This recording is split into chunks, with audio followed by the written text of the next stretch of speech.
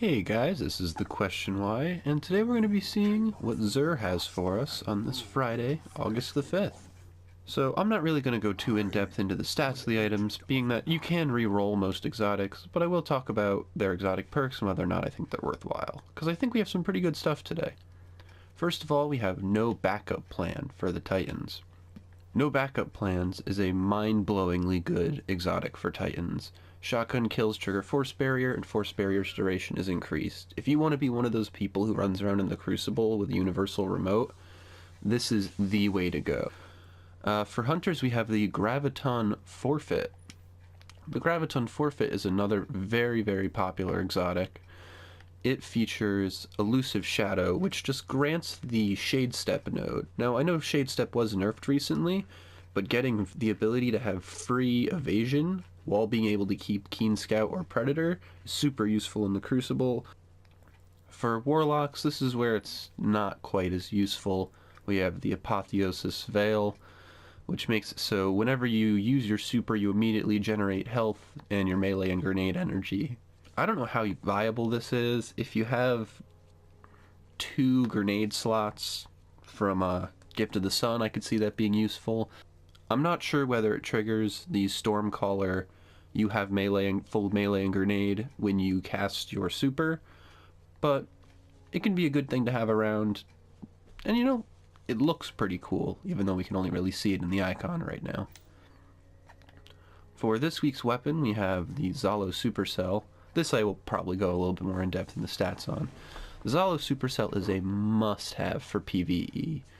Its primary exotic perk is Arc Projectiles have a chance to chain lightning when enemies are close together.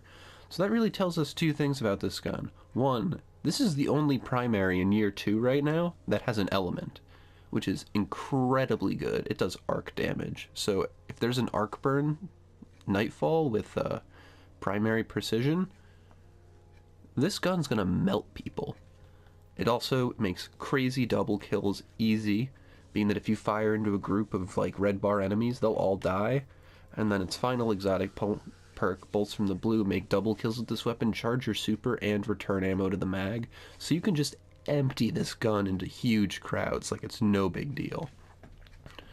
For its perks, Persistence I don't really love, but it is useful for when you're just holding down the trigger and letting double kills keep refilling your mag. As for everything else, I'd say Rifled Barrel is really the way to go with it if you want to be able to get targets at a distance, but Braced Frame makes this thing like a laser. If you really want to play PvE and you do not have a supercell, grab one and definitely infuse it up to 335 or really whatever your max light level is. For our Ingram this week, he has Legacy Primary Ingrams again. Now this is pretty surprising because he had them 2 weeks ago. The big deal with Legacy Primary Ingrams is that they are the only way to get the Thorn right now.